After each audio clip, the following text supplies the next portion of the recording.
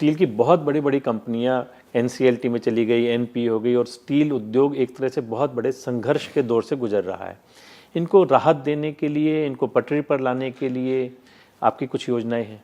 देखिए, इसके लिए हम लोगों ने मैंने कहा कि जो मॉडर्नाइजेशन की हमने व्यवस्था अभी पिछले कुछ समय पहले प्रारंभ किया है, और इसलिए हमारा जो ग्रोथ है, उत्पादन बढ़े, ये हमारा लक्ष्य है।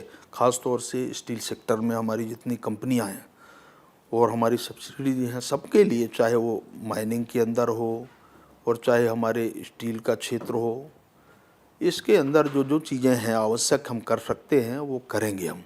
और इसके कारण आज ये जो नंबर 2 आज भारत है स्टील के क्षेत्र में, यहाँ के बाद नंबर 2 हम हुए हैं। और हमने इसलिए एक टारगेट हमने बनाया है कि हमको यहाँ तक पहुँचना है 2030-31 के अंदर लगभग 300 टन जो हमारे मिलियन टन उत्पादन करने का जो लक्ष्य है, वो हम इसको ही लेकर के आगे बढ़ रहे हैं। और इसलिए जो रिक्वायरमेंट है, हमारी जितनी आवश्यकता है वो हम कोशिश कर रहे हैं। ये ज़रूर है कि जो देश में जितनी ज़रूरत है, कुछ एक्सपोर्ट भी अगर करना पड़ रहा है तो अलग अलग जो प्राइवेट कंपनियां हैं वो भी कुछ इंपोर्ट भी कर रहे हैं, कुछ एक्सपोर्ट भी करना पड़े तो वो भी कर रहे हैं, परंतु जो रिक्वायरमेंट है उसको कहीं ना कहीं इस रूप से पूरा कर रहे हैं।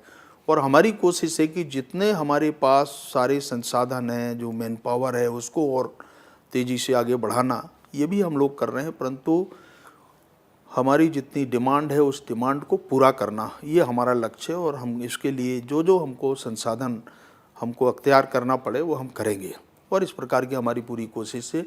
ये ज़रूर है कि अंतर्राष्ट्रीय स्तर पे अप डाउन होता है तो वो हमारे लिए कई बार संकट का कारण बनता है, परंतु इसके बाद हमारे जो लोग हैं या उन स्विच के अंदर काम करने वाले हैं, उनमें कहीं किसी प्रकार की इसको लेकर के कोई हरासमेंट नहीं है। हम उन लोगों को भी प्रोत्साहित करते हैं, अगर समय आता है तो मैन पावर के अंदर काम करने वाले लोगों को भी प्रोत्साहित करते हैं। ये भी हमने उसके अंदर व्यवस्था किया है।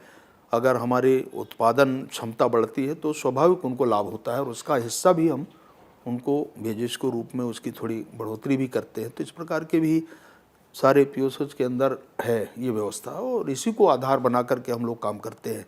और इसलिए आज जो हम आने वाले वर्ष में, इस वर्ष में 2021 के अंदर हमारा जो टारगेट है लगभग 111 तक ले जाने का हमारा ये लक्ष्य है। अभी हम इससे फर्स्ट क्वार्टर में हम करीब 27 लाख टन का जो हमारा लक्ष्य है उसको पूरा किए हैं। तो इससे हमारा पूरा अनुमान है कि 111 के आसपास तक हम आने वाले इस वर्ष के अंत तक पहुँचेंगे।